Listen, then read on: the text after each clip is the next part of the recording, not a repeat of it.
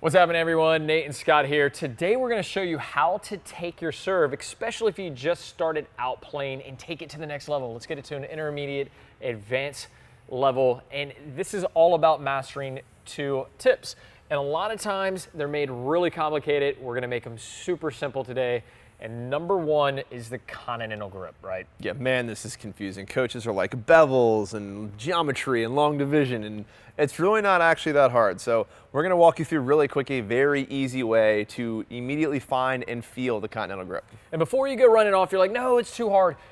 Your ceiling is super low if you're not using a Continental Grip. If you're using the frying pan grip, it may be consistent, it may be winning at the lower levels. But the serve is the most if you important part ever of the want to game. improve, Continental Grip, unfortunately, is the baseline. You got to develop this. Yeah, blows the roof off. All right, so show us. Let's jump into this. You're going to show them some exercises or a demo on how to master the Continental Grip. For sure. All right, so most beginners are going to come out there with what we call a frying pan grip. Looks like this, and the way you would find the frying pan grip for incorrect is racket flat on the ground. You would take the web of your hand and you would put it flat on your racket. This creates that frying pan grip. Again, we do not want this. The ceiling for how good you can get is quite low. What we want is the Continental Grip. So a trick to find that quickly without having to hear about bevels or any of the more complicated things that make this so seemingly difficult, just take your racket and balance it on the ground on edge. And now again, take that web of your hand and go straight down on top of the racket. This creates that Continental or hammer grip, as we call it, because you can see this is a very similar grip to what I would use with, to take a hammer and hammer a nail into the wall. Really quick, I think it's important to understand why this matters, because I want you to be excited about this, not dreading it.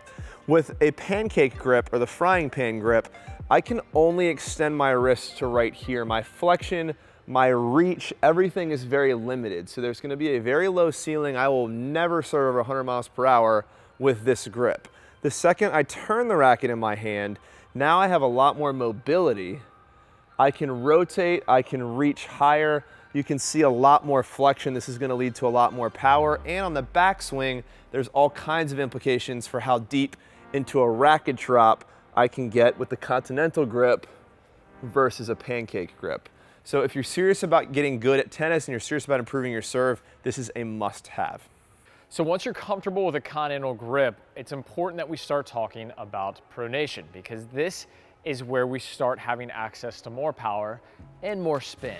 So the first thing that we want to talk about is actually the arm movement itself. And what we're going to talk about is internal shoulder rotation. So if I was to hold my arm up just like this, and then by keeping my elbow up, internally rotate my shoulder, I start getting a motion that mimics the serve a whole lot more. And this is happening up at contact, and this is the motion that I'm looking for, and pronation is the byproduct of this particular motion, the racket flipping out to contact. So once you get comfortable with this motion, let's get the racket in the hand and then a ball about 4 to 6 inches to the right of your foot as a righty, obviously to the left if you're a lefty. And then holding the racket up, focus on allowing the racket to drop and hit the ball behind you. Because by doing this exercise, there's no way that you can't pronate. So I'll show it to you one more time. Getting the ball on the ground, I get into my motion, my elbow is up, and from here, I'm allowing the racket to drop and hit the ball back behind me. That is pronation. So once that is comfortable, let's start trying to get the full motion.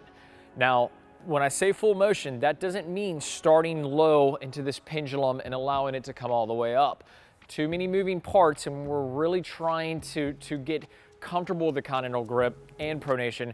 We want to start abbreviated. So let's get back up in that motion. So when we were here, and then simply turn your shoulders so that your chest is now sideways.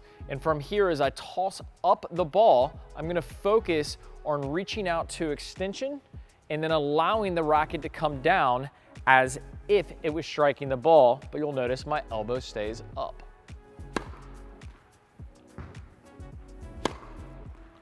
Okay, and you can even see there I'm holding it a bit and then it would come through, all right? Make sure you put these two exercises together in order to master the Continental Grip and Pronation. We're not gonna lie to you, the serve is really difficult, but if you try these two exercises, you can definitely move on from that pancake serve to the high ceiling of a Continental Grip and proper pronation on the serve. That's right, guys. And the serve obviously is the most complicated motion in all of tennis, but this is going to get you on the right track. If you need a little more help and you want to work with a coach in your area on your court to practice your serves, be sure and check out our lesson service. We'll see you guys in the next video.